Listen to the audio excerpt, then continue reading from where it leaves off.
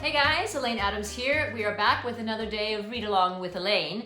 We are reading from The Blue Witch, and yesterday we left off with chapter 3, where we met a new character named Hugo, a Bowlton boy from town, and they went running off through the woods, he and Abigail, where Hugo discovers something really interesting about Abigail. If you remember, she doesn't have her magic yet, right? Which is really bad news for a witch. And they're about to turn back when all of a sudden they hear something rustling in the bushes. And Hugo's worried that it might be a Sneevil, which is a really nasty little creature. All right, here we go. Chapter 4. Branches whipped at Abigail as they fled. She spied a thin spire from the Tarkana fortress through the trees, and her heart lifted. The gate into the gardens must be just ahead. Next to her, Hugo cried out as he stepped into a hole and twisted his ankle. He sank to the ground, grabbing at his calf. "Help! It's stuck!" Abigail froze as a Sneevil emerged from the bushes. Its ugly pig eyes glared out of slits over curved tusks that jutted from its lower jaw. Bristly hair covered mottled gray skin. "Abigail, run!" Hugo shouted. Running sounded like an excellent plan, but Hugo had stood up to Andara for her. She couldn't just leave him. Two more, even bigger Sneevils joined the first. Grunts and snarls rumbled from their chests. They tossed their heads, showing off those wicked pointed tusks. Hugo tugged on his ankle, but it was firmly stuck in the hole. "I can't get it out, Abigail. Just go. I can't bear the thought of you being hurt." A smudge of mud striped his cheek, and his eyes pleaded with hers behind his glasses. "Please, you're the only friend I've got." Abigail's heart melted. It was the nicest thing anyone had ever said to her. Flipping her pigtails over her shoulders, she shook out her hands. It was time to take charge of her magic. "I have an idea," she said. "Earlier, when Indera made me mad, I felt a tingle." "You think it was your magic?" "I don't know, but maybe if you make me mad, it'll come back." "How do I do that?" The Sneevils lowered their snouts, digging in the dirt with their hooves as they readied to charge. "Tell me I'm never going to be a great witch." Hugo repeated the words. "You're never going to be a great witch." "No, silly, you have to mean it." He took a deep breath and shouted, "Abigail Tarkana is the worst witch in all of Orkney." There, a spark kicked in her chest. The Sneevils paused, looking around in confusion. Again she said, "She is never ever going to get her magic, and everyone will laugh at her, especially Indera." Oh, she hated it when Indera laughed at her. The spark ignited into a tiny flame. She ground her boot in the mud as the wild beast warily inched closer. "More," she said.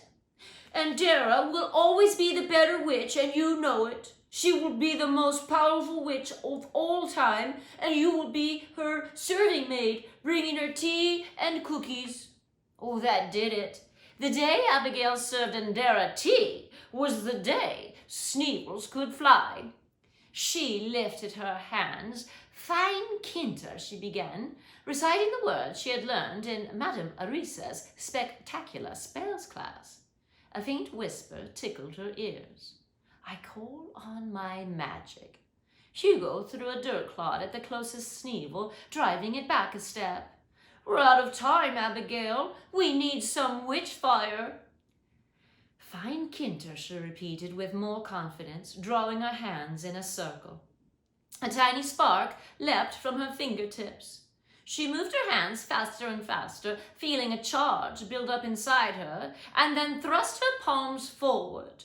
A sizzling jolt of energy shot up her arm as a trickle of Arctic blue witch fire zinged out of the hole, straight for the closest Sneevil.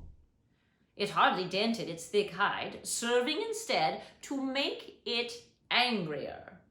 Its rumbling snarl grew louder as the other two stepped up on either side. Suddenly, the Sneevils froze, lifting their snouts in the air, and then they squealed, turning as one and fleeing. Abigail dropped her arms in relief. "What just happened?" Hugo said. "I don't know. Maybe I scared them away." She looked at her hands. Had she used magic? "You just used magic," Hugo confirmed with an odd gasp. "I guess I did," she said, but an uneasy feeling settled in as she studied her palms. "But how come your witchfire is blue?" Hugo asked. Abigail had no idea. Every witchling knew witchfire was emerald green, which meant there was something very off about her magic. She knelt beside Hugo and tugged his foot loose. A branch snapped, as if something heavy had stepped on it. A menacing growl brought them to their feet as a beast stepped from the trees into the far side of the clearing. It was taller than them, a massive wolf-like creature with hulking shoulders and a shaggy mane. Pointed ears stood at attention. Black eyes held a yellow slit in their center and slanted upward. Its paws were the size of dinner plates, tipped with lethal-looking claws that curled into the soil. It opened its jaws, revealing a row of razor-sharp teeth. "Is that a Shankara?" Hugo asked. "Shankaras aren't that big." "Well, can you blast it?" She slid him a glance. "Seriously? My puny magic's not going to stop that." "So what do we do?" An idea quickly hatched. The gate to the gardens was close. They just had to distract the creature long enough to get inside the fortress. She drew her hands up, charging her magic.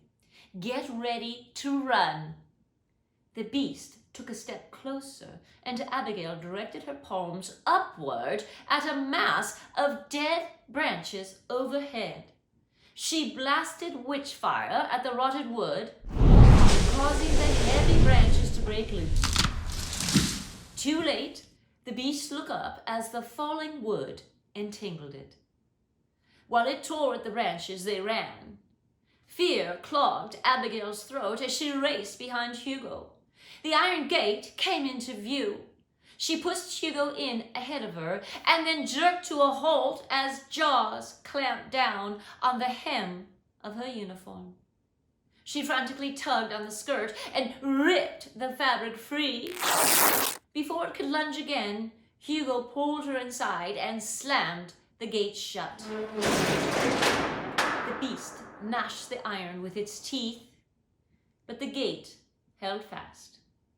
Finally, it turned away, casting one last snarl over its shoulder before slinking off into the woods.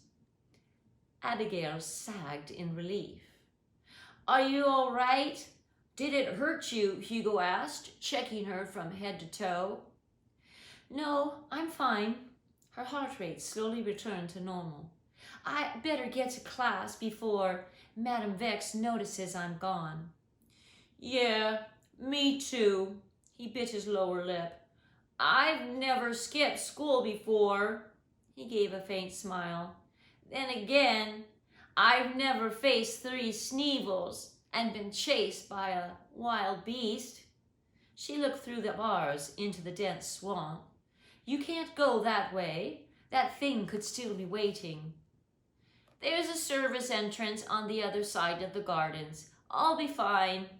He gave a quick nod and then ducked into the bushes. It was nice to meet you, she called out. He turned with a grin, his face framed in leaves. Same here. So maybe I'll see you after school. We can try to get to the bottom of why your magic is blue. I'd like that. He nodded, then disappeared from sight. Ooh, that's the end of the chapter. Chapter 4 was a good chapter, right? All kinds of exciting things happened. They're running and they get stuck in a hole, like Hugo's ankle gets stuck in a hole, just as the Sneevils are going to attack them. And now Abigail's really desperate to have her magic.